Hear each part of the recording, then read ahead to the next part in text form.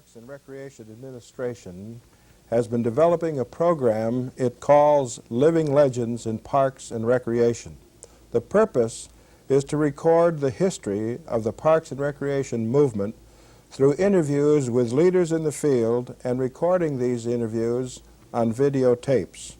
For videotaping today, October 31, 1983, in Anaheim, California, we have as our guest Mr. Charles E. Doell, Superintendent of Parks Emeritus of the internationally renowned Minneapolis Park System. After working for almost 49 years for the Minneapolis Park Board, the last 14 years as superintendent, Mr. Doell retired in 1959. Following his retirement, Mr. Doell began another phase of his highly productive career. He taught on a part-time basis for several years at Michigan State and Texas Tech universities. He authored a valuable text and many articles on the Parks and Recreation Administration in the field and did park consultant work on a variety of assignments. My name is Clifton French. I am superintendent for the Hennepin County Park Reserve District in Minnesota.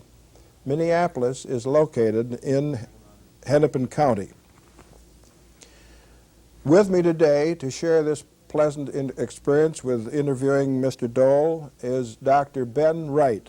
Dr. Wright is a historian who was retained by the Minneapolis Park and Recreation Board to write a history of the Minneapolis Park System.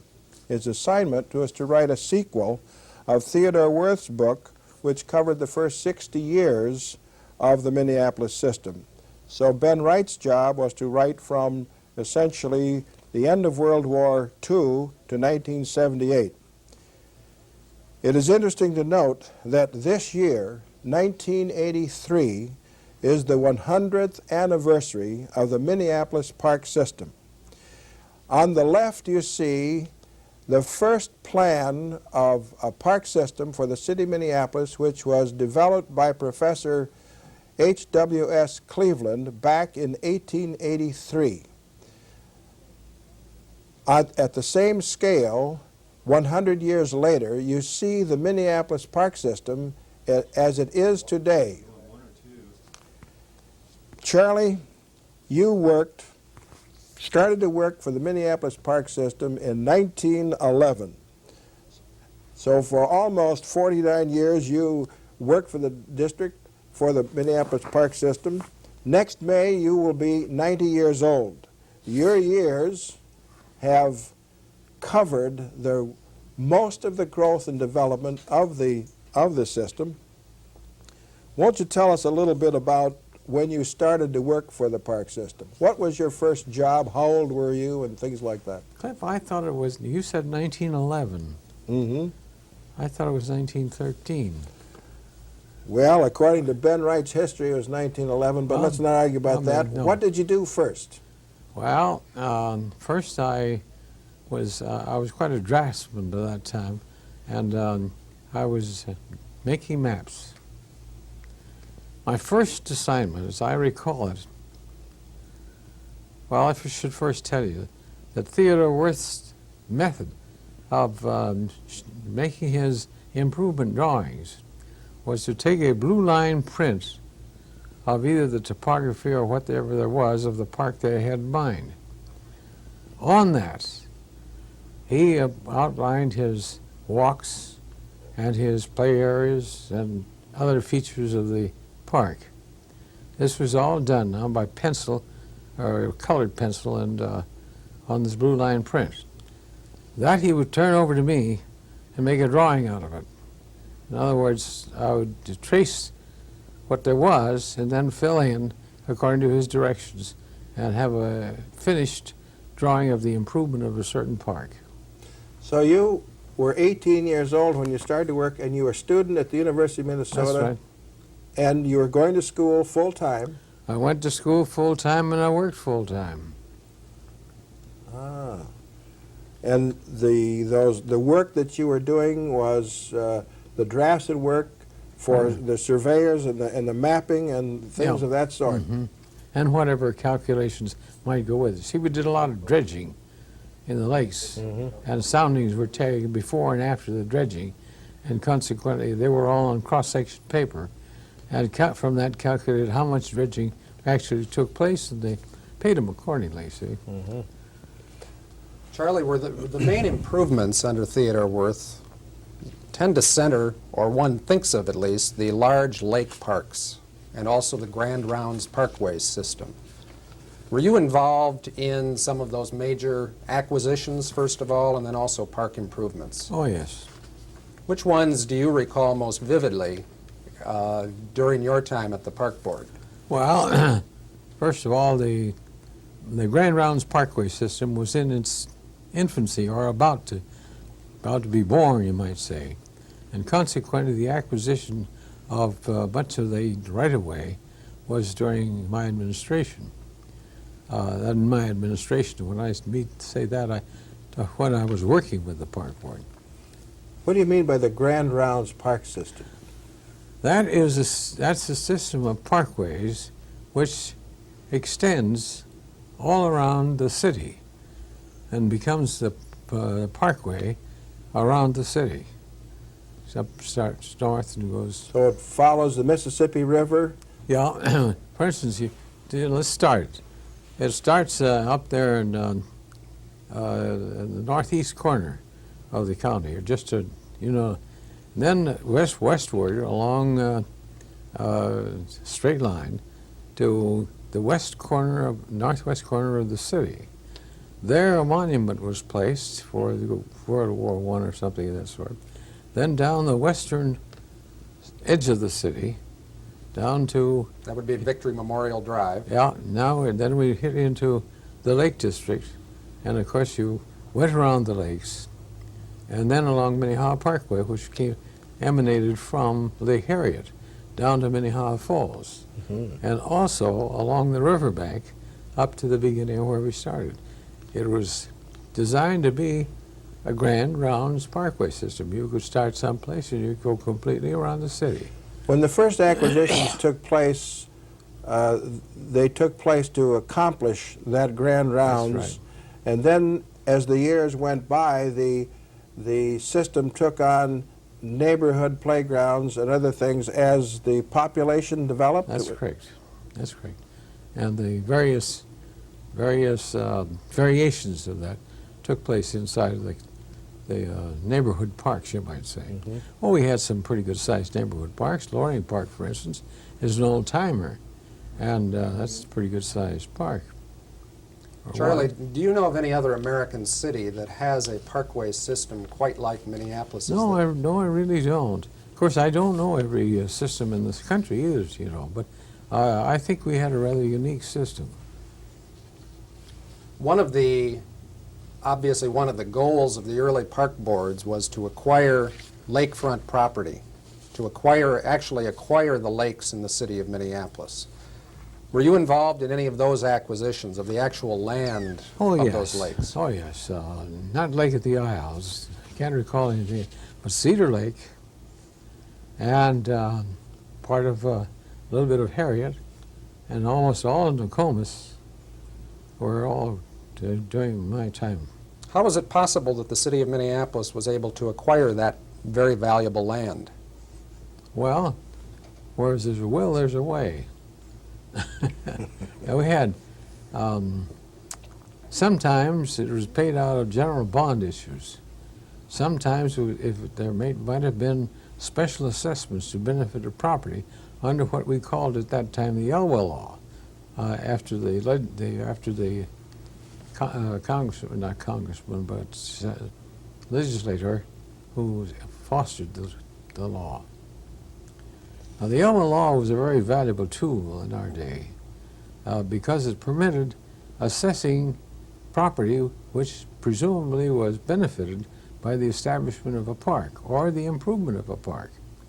So that, and we used it a great deal. So the Elwell Law really was a system of proximity assessments. The closer you lived to a park and park improvement, the greater would be the share that you paid for the capital expenditure of that development. Yes, according to the way we administered, but it wasn't required in the law itself, but that was the way we administered the law. Yeah. Was the Elwell law used primarily for the acquisition of neighborhood parks, or was it also used for the large lake parks as well? Well, any park. Any park. Mhm. What about donations? Was any of the land in the early days acquired through donations? Oh, some of it was, yes. But that was a small fraction of the whole, you see.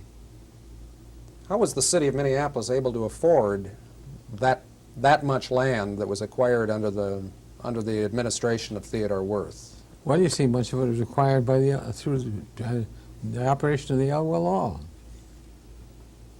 Was there objections from citizens in the application of The the Elwell Elwell law? law? No, we were very careful about it, but that's a good point, because initially that was done by commissioners who were realtors, appointed by the park board.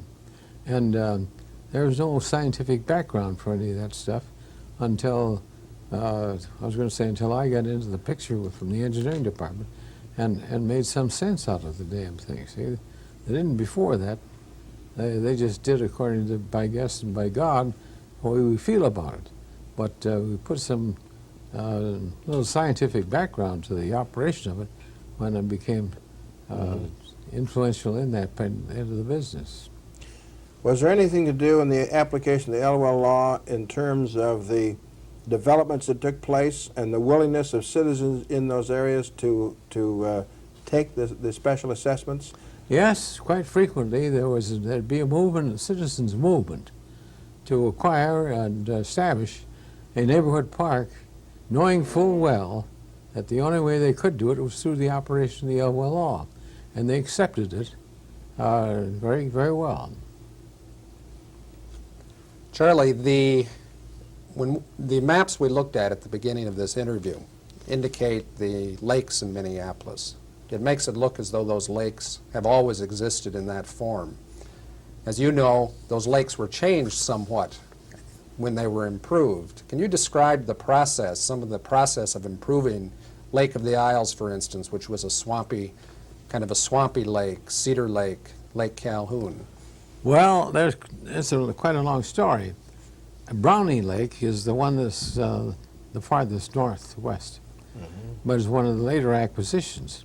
And there was naturally a canal connecting it with the other lakes. But there was Lake of the Isles, Lake Calhoun, and Lake Nokomis. Lake Harriet? That's going around the ring quite a bit. Who did the actual improvement work in those days? Did the park board contract with outside contractors, or did it do the work itself? It did the work itself. The only contracting we ever did, I think, was to contract, of course, for bridges and things of that sort. But I can't recall them contracting for anything else. Building sidewalks, yes. You know, concrete sidewalks and things of that kind. But ordinarily, the improvements were entirely done by the workforce of the park board. Charlie, a lot of acquisition development was going on during the administration of Theodore Wirth from 1906 to 1935. What about recreational programming? I know you can talk about the innovations that Theodore Wirth made also in recreational programming area. Well, that recreation is a kind of a ticklish word to use nowadays, because the minute you step on a park, you're in recreation. But let's forget about that. Recreation as a, shall we say, as a profession, if we want to, came in a little bit later after the parks were established. The first recreation director he had was Carl Raymond, who was a graduate of Springfield College in Massachusetts, and was a physical education man, see? And that became the essence, the start of recreation. Of course, we had ball fields, and we had skating rinks, and we had things of that sort, but there was no program, for instance, in neighborhood parks for anything of that sort until we got a hold of Carl Raymond. Premeditatively knew what we were doing. Theodore Wirth talks in his own history of the Minneapolis park system about taking keep off the grass signs out of the parks when Oh, he showed yes. up in Minneapolis. Can you tell us a bit about that whole attitude? that was something that was of his. Theodore Wirth figured that these damn parks ought to be used. They ought to be used by the public, and keep off the grass signs had no place in them. So believe me, they all came down. In other words, I can remember lots of times we had some sort of a fence along the walks, so you wouldn't get off the walks and onto the grass. Well, gee whiz, we got rid of that stuff. Grass was to be walked upon. What about the whole idea of passive recreation versus active recreation, particularly around the lakes, in some of the parkways? Did Wirth also introduce a more active concept of recreation in those more traditional park areas?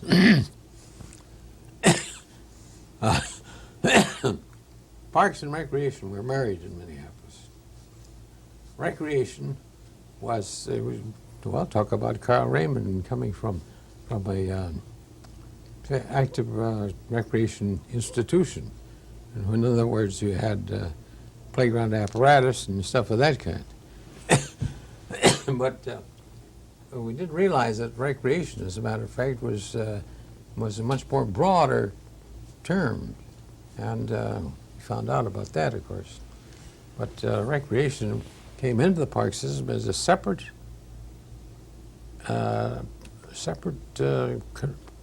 profession, you might say. I think that's very interesting, Charlie, because your career encompasses the time when parks were a physical place. People largely it was passive recreation. Yeah. And then the active recreation and the proactive planning for recreation activities. Until today, recreation is the main reason why parks exist, to provide that space, that place. It is certain spaces. Yeah. In fact, if you want to have a good argument sometimes, try to define recreation and parks. Mm-hmm. Charlie, can you tell us something about Theodore Wirth? What kind of a man he was, where he came from, perhaps some anecdotes you might recall about Theodore Wirth, who's considered by many to be the greatest of Minneapolis's park superintendents. Theodore Wirth was working in one of the parks in New York when somehow or other, C.M. Loring or somebody who was visiting New York, and for the purpose, as a matter of fact, of looking for a superintendent, ran across this fellow who he thought would be pretty damn good. So, as a matter of fact, he made arrangements to hire him and bring him to Minneapolis. Now, here's an odd corollary with that. Chris Boston was Theodore Wirth's assistant in New York, and when I think it was C.M. Loring that went to New York and was about to conduct into Minneapolis, but Wirth says he wanted to take this young fellow with me. No, we just came here to hire one man, not two. I won't go. I won't go without Chris Boston. And all right, Chris Boston came with Theodore Wirth. And I can understand it. Because if you knew the men, Chris Boston was a much quieter man. First of all, Theodore Wirth can be impetuous as the devil. He may regret it the 5 minutes after he's blew off steam somewhere, but he'd blow it off. Chris Boston was the kind of a guy that went before Theodore Wirth and smoothed out the path and then cleared up the ruffles and so forth after Wirth was there. In other words, he was, the two of them together made a marvelous team. Marvelous team. I've heard you tell a story once of a man that Theodore Wirth fired. Yeah, that's right. Can you share that story with us? Oh, well, that was simple. We had in our warehouse, we always call it the warehouse. It was a central gathering place for men, foremen and so forth in the early morning, 7 o'clock. But it was also the machine shop.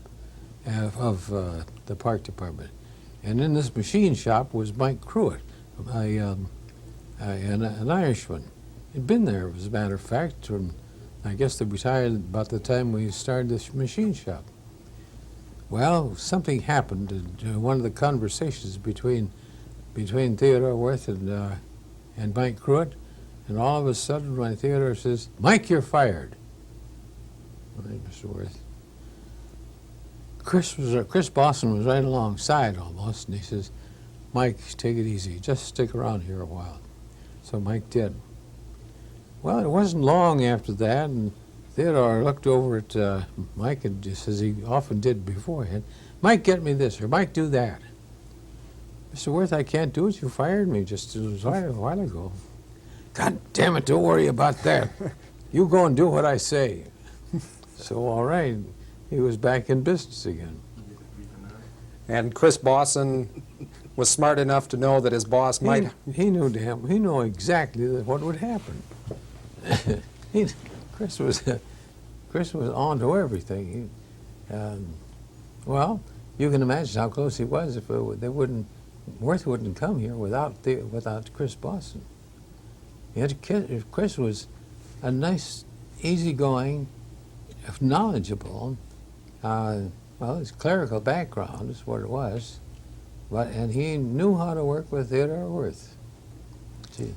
Are you saying that Theodore Wirth had the imagination, the creativity to create the system and the drive to push through to do it, and Yeah. Chris Boston was his chief administrator to handle the details and keep things... Take the wrinkles out of things. Yeah. Was he the PR man, too, and to some extent?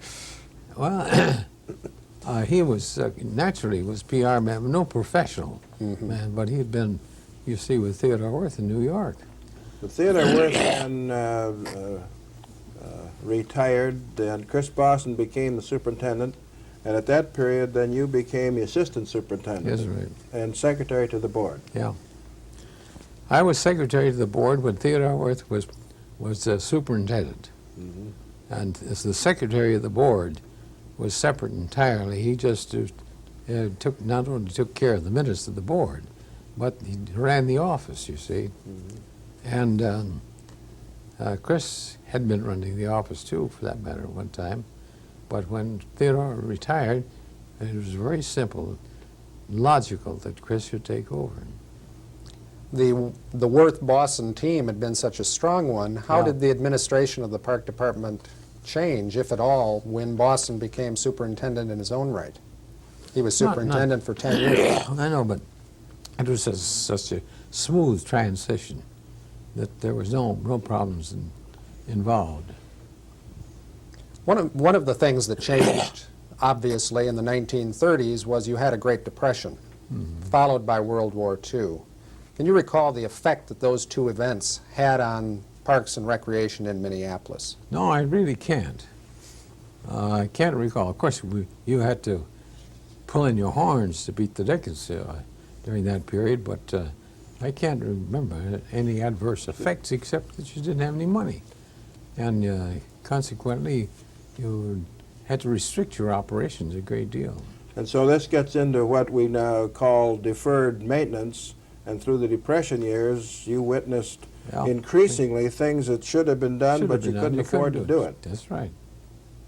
What happened then through World War II, it was a very much hold the line.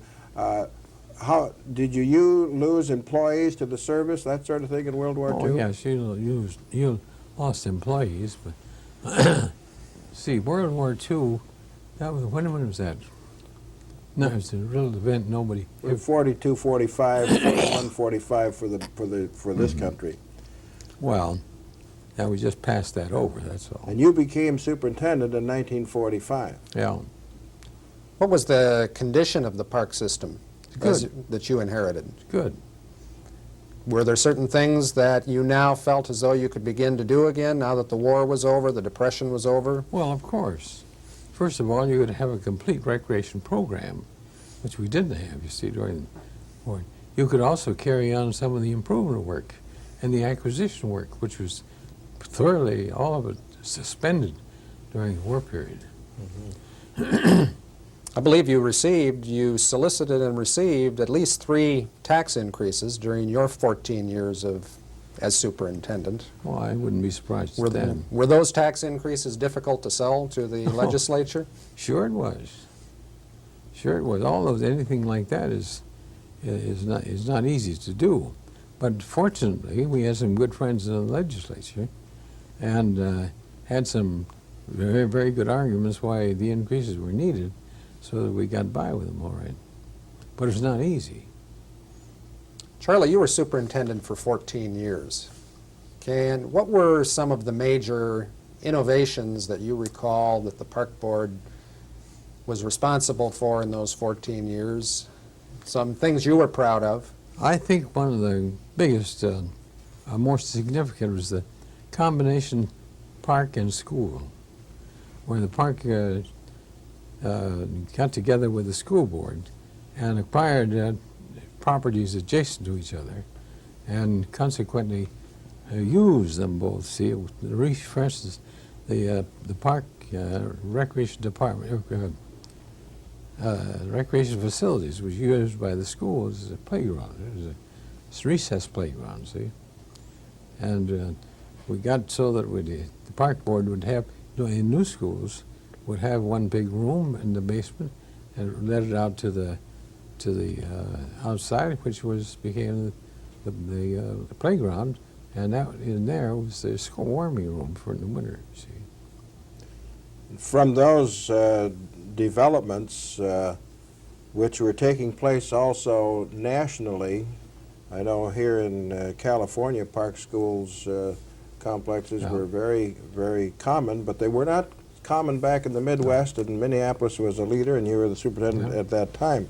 And I know my own children played on some of those park school complexes in Armitage Park. Well, later on, Armitage Park was one of the later ones. Yeah. Armitage Park, Waite School Park, and so forth. They were pre-designed, as a matter of fact, for combination use. Right. And consequently, it was a unique way of developing parks and schools together. Worked out very well, too. Charlie, oftentimes when park professionals get together to talk about park systems, they oftentimes focus on the park professional, persons like yourself. We're here today interviewing you, for example, as Superintendent Emeritus of the Minneapolis Park System. But as you certainly know, independent park boards in particular depend very heavily on the elected commissioners. Can you recall for us some of the relationships you had with the commissioners during your days in Minneapolis, and perhaps recall for us some of the individuals that stand out as really civic-minded commissioners? Well, our relationship, that is the administration relationship with the park board, was, in our case, very cordial and very well. We had a few, and we had 15 commissioners, and you would always find, shall we say, a dog among the 15. But largely the administration professionally and the park board as a policy-making party worked very well together.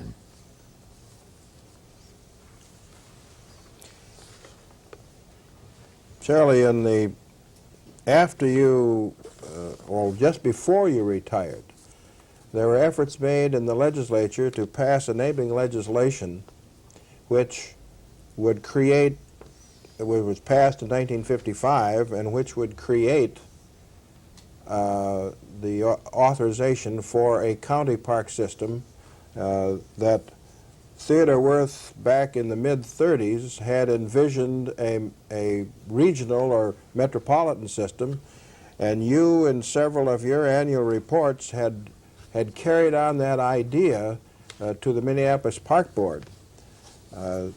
That law passed in 55, and a county park system or park board was established in 1957.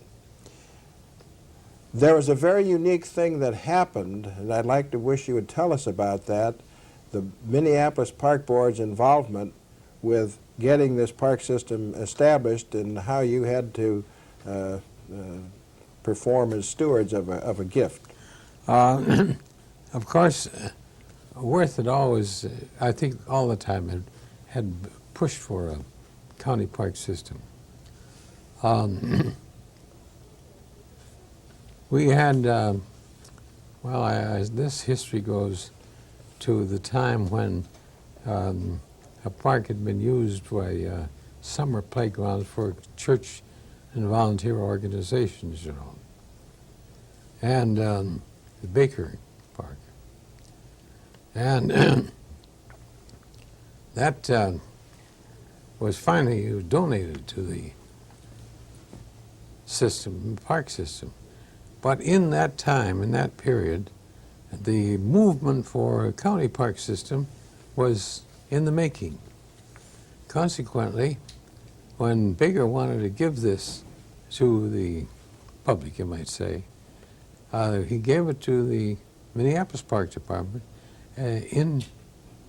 as custodian of it until Hennepin County Park Department would be developed. Consequently, that one we operated, that is the city operated, I think for a matter of 2 years or something like that, until the Hennepin County was established. Then the fees, the land, and everything on it went from the Minneapolis Park Board to the Hennepin County Park Board.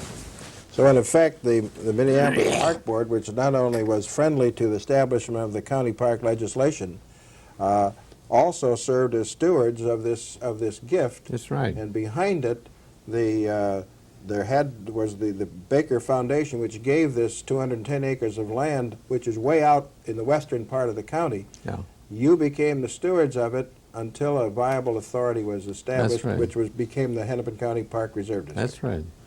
Was it difficult to persuade the park board itself to accept that gift? I know these were days of difficulty. You had trouble with your own finances. We had a cordial relationship. Consequently, the objective was not difficult at all. The objective was the same in the county and also in the park department. So it was easy to do. The technique of it was a little bit complicated, but we overcame all of those things. Then you and Felix Danon, with the permission of your park board, also served as consultants to the Park Reserve District, and you worked for the Park District to develop the first plan for a system of county parks. That's right. Though that was 1957-58. Can you tell us a little about the work as you and Felix went about to do that? Well, first of all, I'm not sure we knew what we were doing. But there were some things that were in the wind at the time. Baker Park, for instance, was simple. There was, I think I mentioned this the other day, that this hill down in the south part, Down Highland. Highland was easy to do.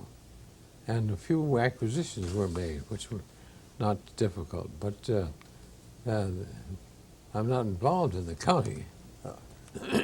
But the plan that you and Felix did was adopted as the first plan for a system of county parks. Right. That was adopted in 1958. You retired in 59, and then you continued to serve as a consultant to the park system in some of their land acquisition efforts. Can you... you and the Park Reserve District did not have a staff at the time, and you kind of were serving as on that basis. Fill in. Fortunately, these various bodies had the same objective, and consequently, cooperation of that sort is very simple. What kind of parks did your plan envision creating in Hennepin County? What kind of parks? What kind of parks? I don't think that we had a particular kind of park involved. Of course, there were larger areas, generally speaking, than, for instance, municipal playgrounds, and we didn't acquire them for that purpose outside. You may occasionally find one, but they were for larger parks. Yeah. I think you recall, Charlie, the concept of the park reserve was evolved, and you had a part in working with the board in which 80% of a park reserve would be held in and used only as a native natural way, 20% for active recreation. So you recall that 80-20 theory for a park reserve, which the Park Reserve District really borrowed from the Cook County Forest Preserve District in Chicago. Then in those years also, you began to teach at the invitation of Elo Urbanowski down at Texas Tech and of Lou Twardzik over at Michigan State. How did you like your teaching years? I loved it. Why? Well, here's a group of young people being introduced, or you're introducing them, to the park administration. And you loved the park administration, and consequently you were thrilled. As a matter of fact, you could induce somebody else to do the same thing. Also at that time you got the idea for writing a book. And what can you tell us a little bit about the motivation that you had in writing that book? Well, it was simple. We're used to doing the work, and yet there was no comprehensive guide. In other words, a lot of it was makeshift and so forth, or by practice. And I thought that this would be of some help in directing it toward the administration a little bit. And I think the first edition, I think I wrote myself, and then Lou Twardzik came in after that. It would help.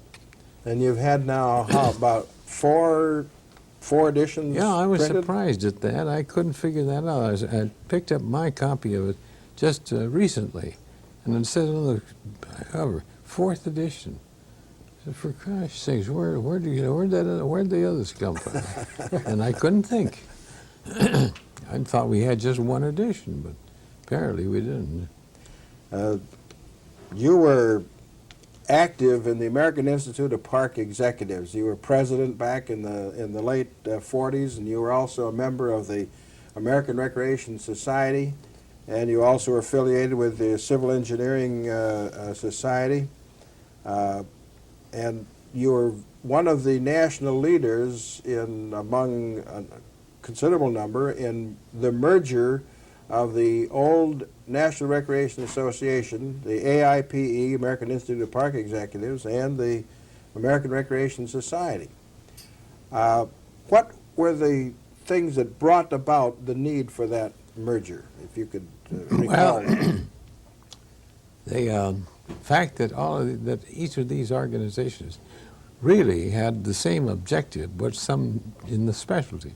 Why not bring them together, for goodness sake, put them in one organization? It was just about that simple. Mm-hmm. Mm-hmm. So we've had this merger now for 17 years.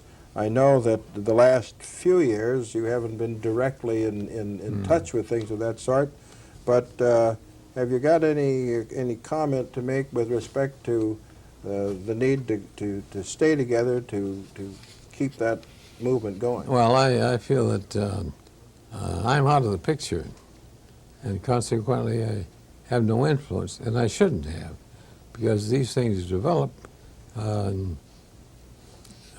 day by day, and I don't have anything to do with them. Charlie, Cliff has alluded to all of the various things you were doing in so-called retirement after 1959.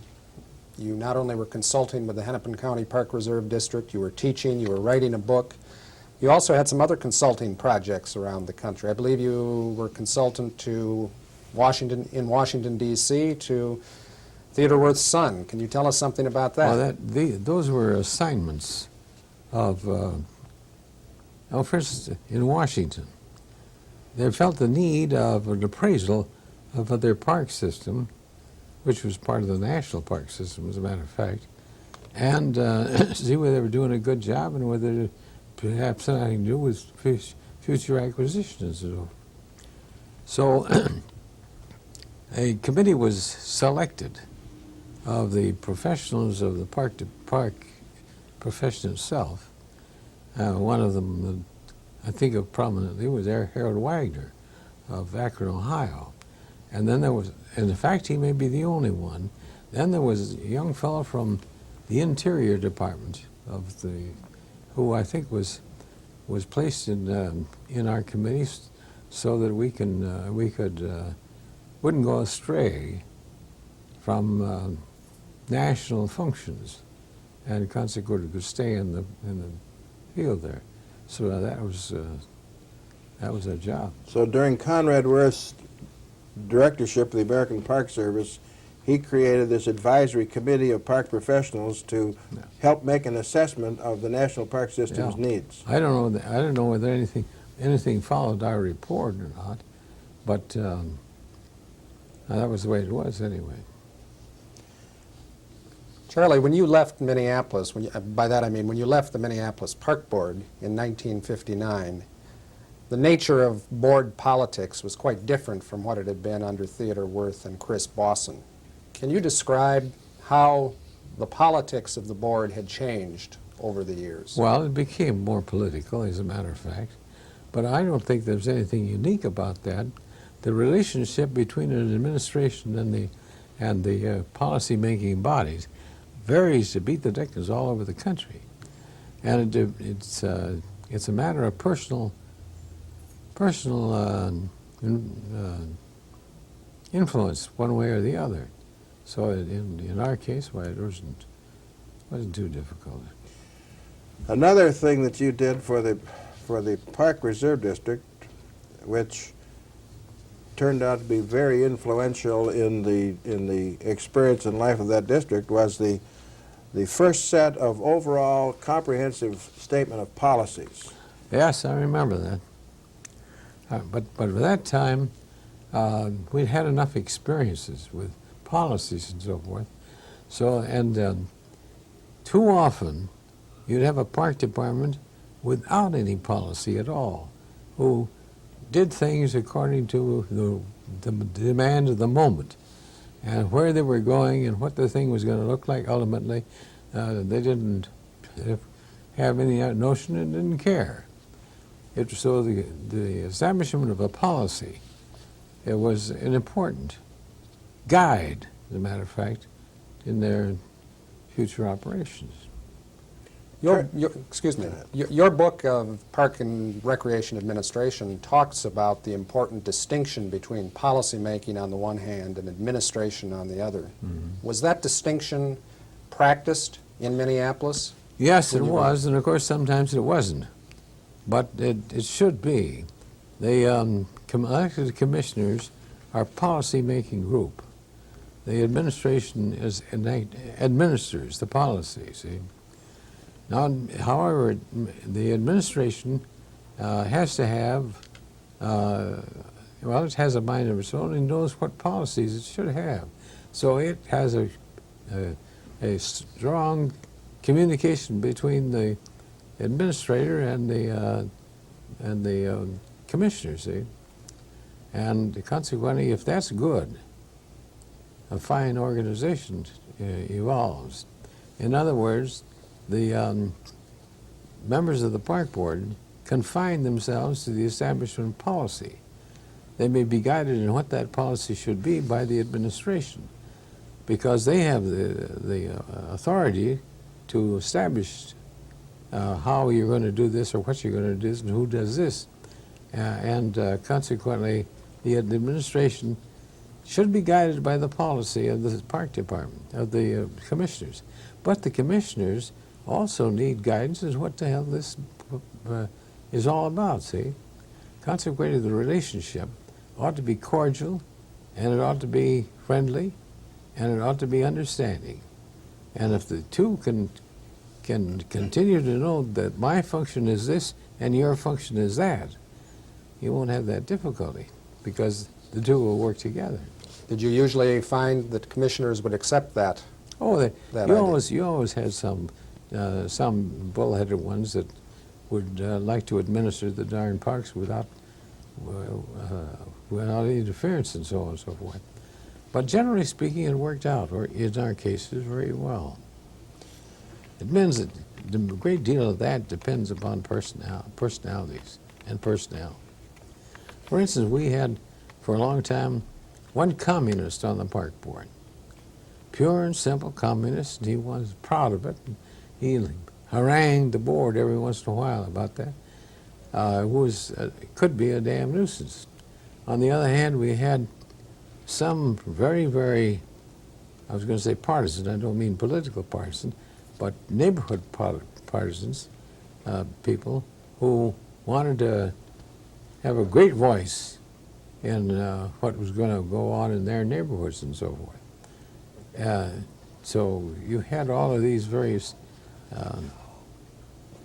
directions that you're going to and need some guidance. Charlie, I'd like to bring out a couple other things. When you became superintendent, Hubert Humphrey was then mayor of the city of Minneapolis. Mm-hmm. And as mayor, he was entitled to one of the 15 positions on the Minneapolis Park and Recreation That's Board. right.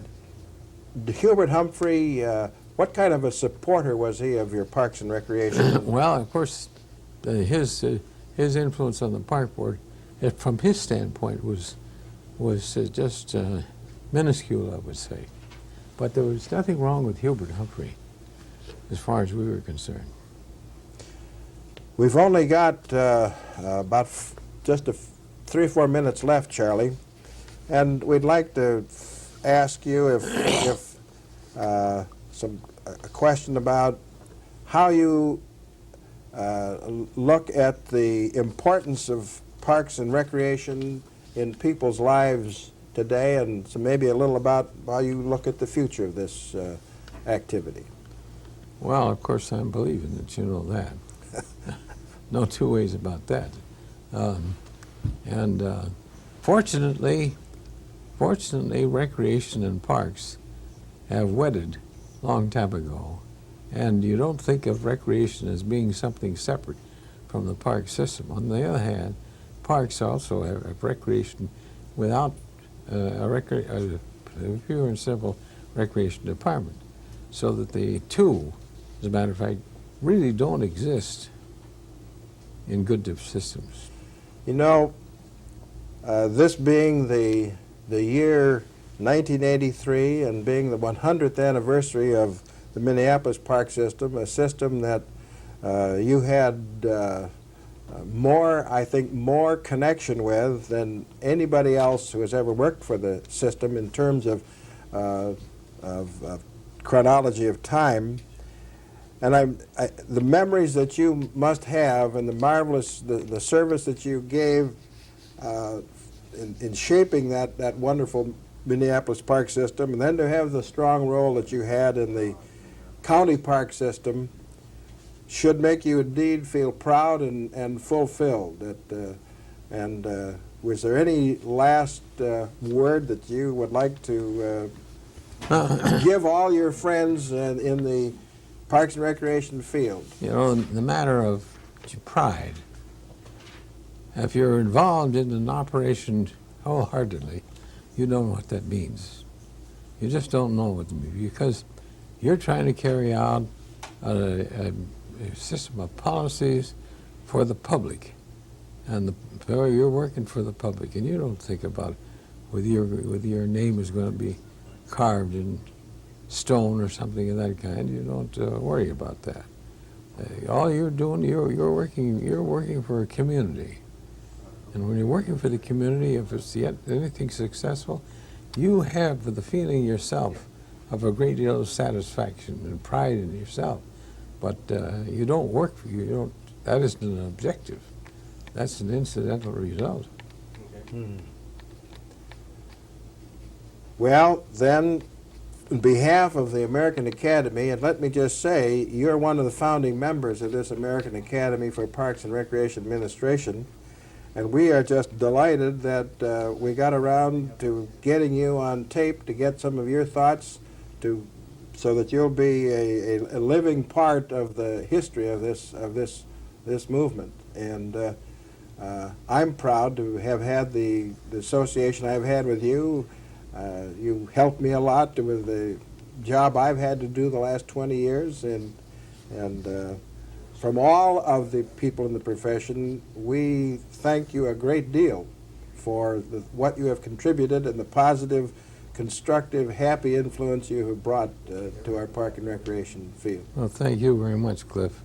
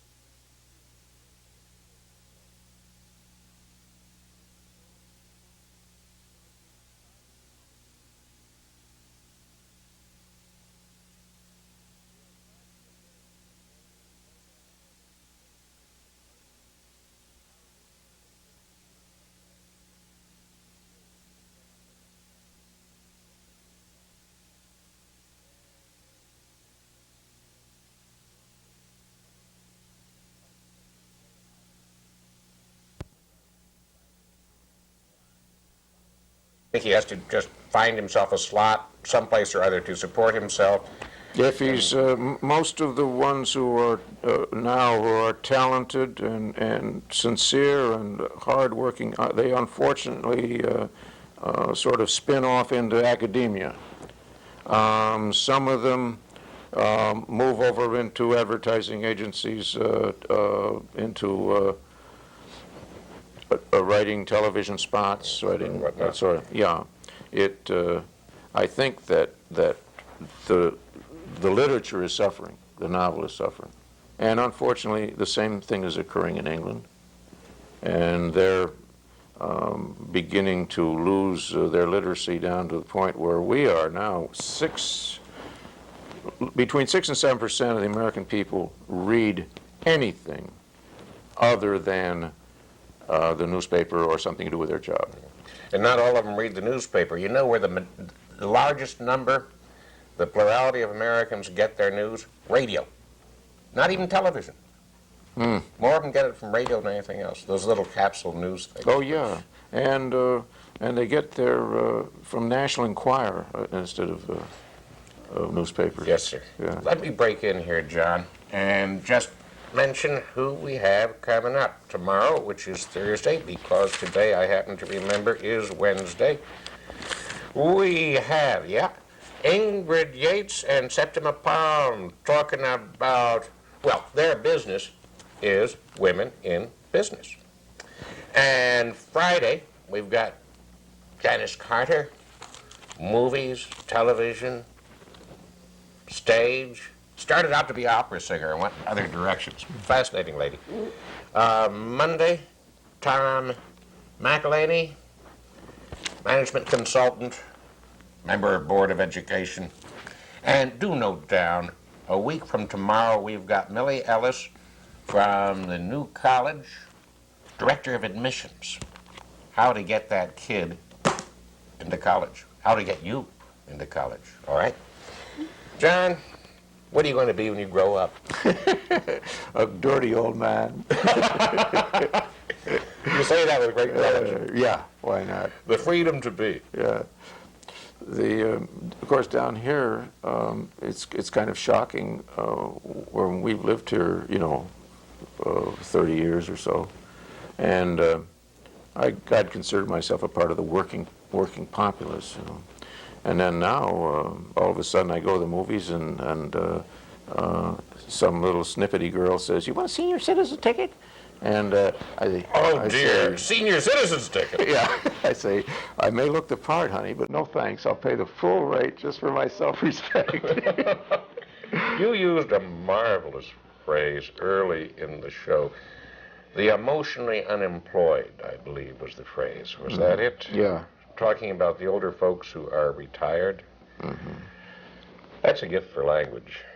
You're not that. You're never going to be that, are you? No, never. This man stays alive and vital. The books keep getting better. Well, thank you. I love The Last Travis. I love the way you spoke of his growth. He has been growing. When I get to the point where I can pick up an old one and look at it and say, "Hey, I wish I could do that well now." That's the time. That's the time to quit and throw in the whole thing. But senility might strike, fortunately, and I can start rewriting all of the books again. We'll not let it get to that. Okay. Thank you so much for coming with us, Thank you, John Tim. McDonald. I appreciate it very much. And I know that you people do too. You all take care. Talk some more tomorrow.